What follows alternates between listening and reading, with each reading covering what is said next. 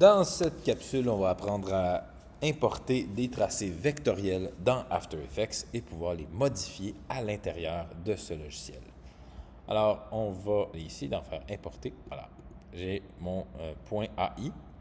Important, lorsqu'on fait de l'importation ici, on va y aller en composition et non en footage.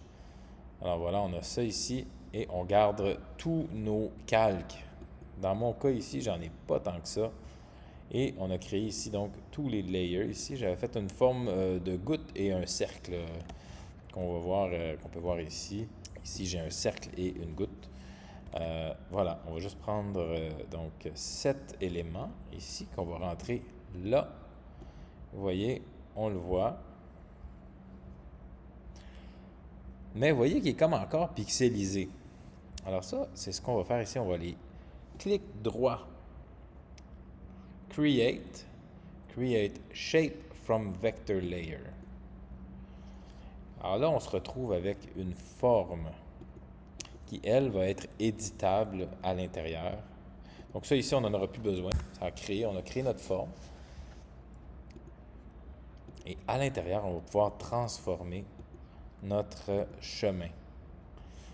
Alors, on a le stroke qui est une couleur. On peut même la rendre un petit peu plus épaisse, comme ça. On a le chemin. Et donc, tout ça est animable. Donc, on peut, par exemple, décider qu'on prend ça et le chemin rendu là, on va l'éditer et on va pouvoir décider que c'est important aussi de prendre la flèche ici. Et si on veut juste prendre un point, on clique à côté. Vous voyez que les chemins se modifient. Je pourrais décider que c'est ça, ma nouvelle forme. Et elle se déforme. Une autre chose à savoir, c'est évidemment, on peut changer la couleur. Et donc, ça aussi, ça peut s'animer. Donc, à ce temps-ci, là, et on peut changer la couleur vers le rouge et ça va s'animer. OK. Ici, on pourrait rajouter des tirets. Donc, on a un nombre. Ça peut être le fun d'en avoir plusieurs. Et donc, on détermine, disons qu'on en a 20. Et à partir d'ici, on va animer le offset, c'est-à-dire le décalage. Donc, disons qu'on le fait bouger de 40 environ. Et là, bouger, ça pourrait bouger plus que ça. 400.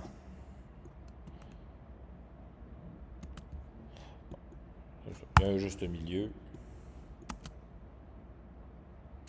Ça donne un effet quand même intéressant. Si on veut retirer ça, on les met. On a encore notre truc. On peut jouer avec l'épaisseur du début et de la fin.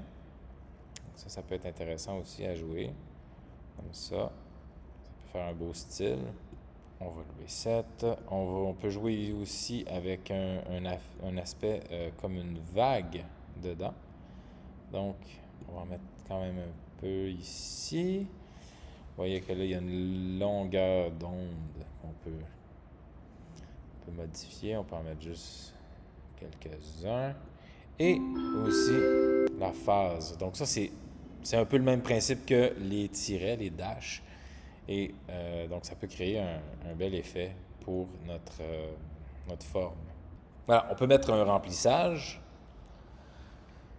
On pourrait aussi mettre un dégradé. C'est ça, quand on vous demandait de ne pas mettre un dégradé, disons qu'on va retirer ça, on va rajouter un gradient fill.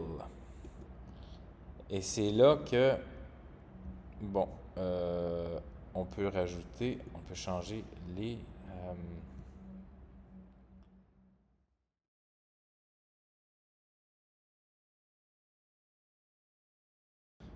donc voilà, on peut jouer avec ces aspects-là et aller changer les points de départ. On peut dire qu'on veut qu'ils commencent en bas.